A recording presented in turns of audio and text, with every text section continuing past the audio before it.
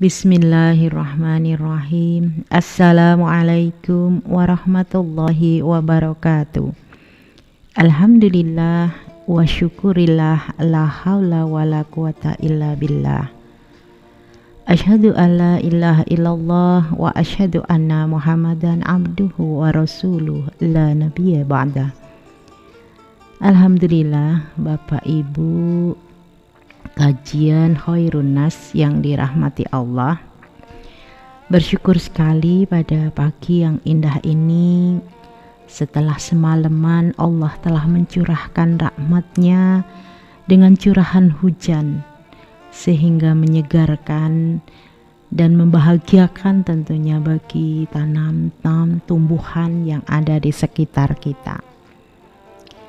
Kesyukuran kita tentunya karena Allah telah memudahkan kita dalam menuntut ilmu, dan kesedihan kita ketika seseorang itu dijauhkan dari perhatiannya terhadap ilmu agama.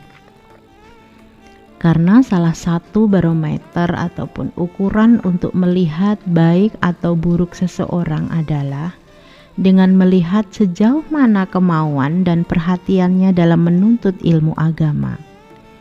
Karena dengan jalan itulah kebaikan di dunia dan di akhirat akan tercapai, serta dengan ilmu agamalah segala keburukan akan terhindari.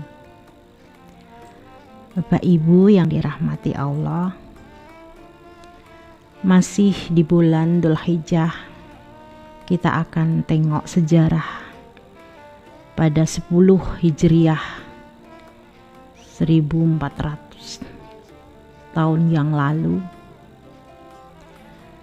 di hari Jumat sesudah asar, tepatnya di Arafah pada tanggal 9 Dzulhijjah 10 Hijriah, Nabi SAW mendapatkan wahyu yang dibacakannya di hadapan para sahabat.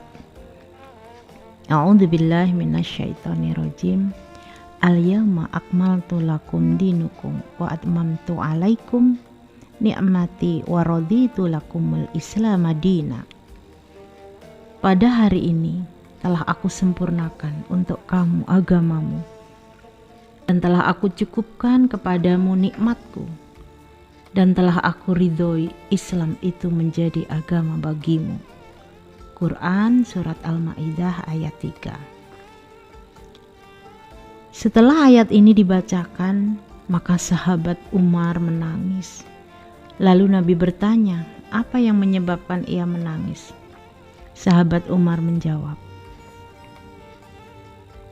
sesuatu yang sudah sempurna, tidak ada yang ditunggu lagi, kecuali kurangnya.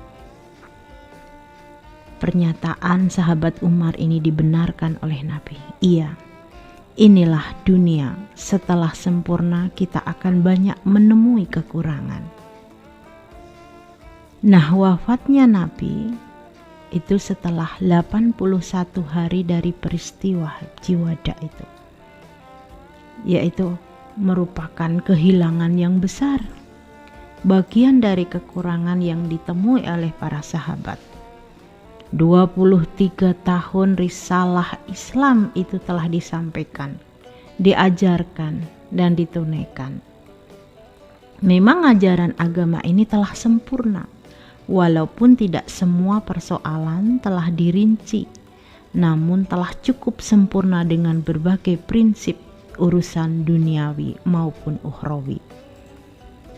Agama Islam adalah agama yang sempurna, agama yang kafah, yang hadir untuk mengajarkan betapa makhluk itu tidak sempurna.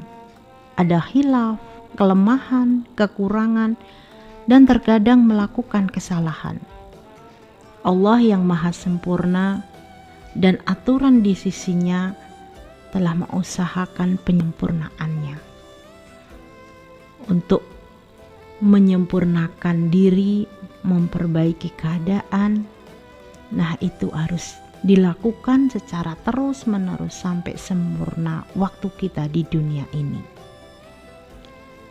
Alhamdulillah, kita akan lebih meyakinkan diri bahwa Islam ini adalah agama rahmatan lil alamin. Dalam ajaran-ajaran Islam ada 3 prinsip yang telah disampaikan oleh Rasulullah. Yang pertama, dalam ajaran Islam tidak ada larangan, ya. Maksudnya melarang, memaksa orang untuk memasuki Islam, ya. Ini yang ada di dalam Islam, tidak ada paksaan untuk masuk ke dalam Islam.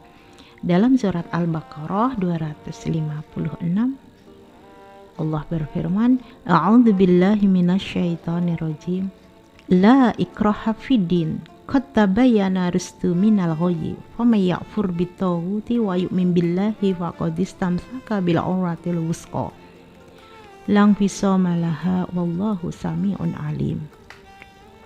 La ikraha fiddin, tidak ada paksaan di dalam agama Islam.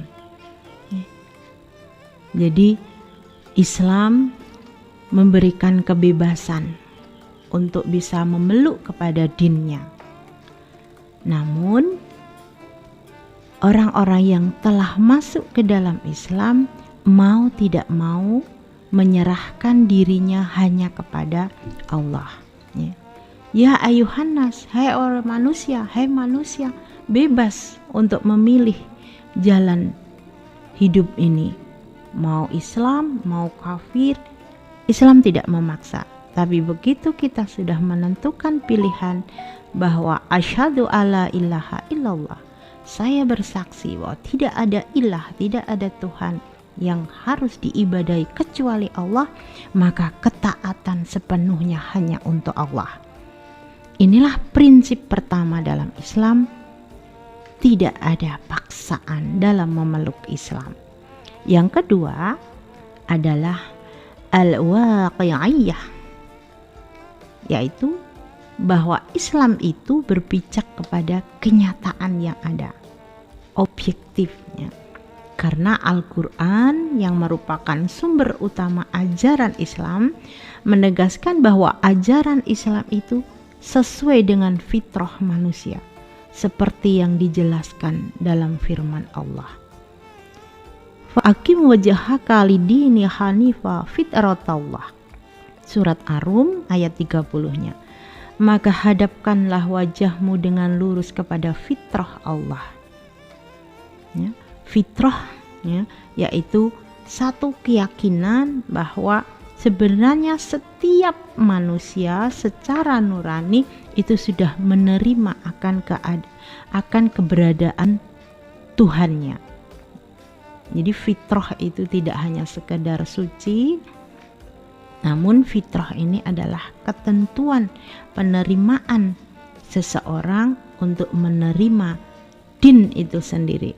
Ada satu pengakuan, ya, pengakuan bahwa semua manusia itu mengakui akan keberadaan Tuhan. Artinya tidak ada orang itu yang ateis, yang tidak mengakui Tuhan, itu tidak ada. Contohnya di saat ada musibah mungkin di tengah lautan, siapa yang akan dipanggil? Tentu my God, ya Tuhan.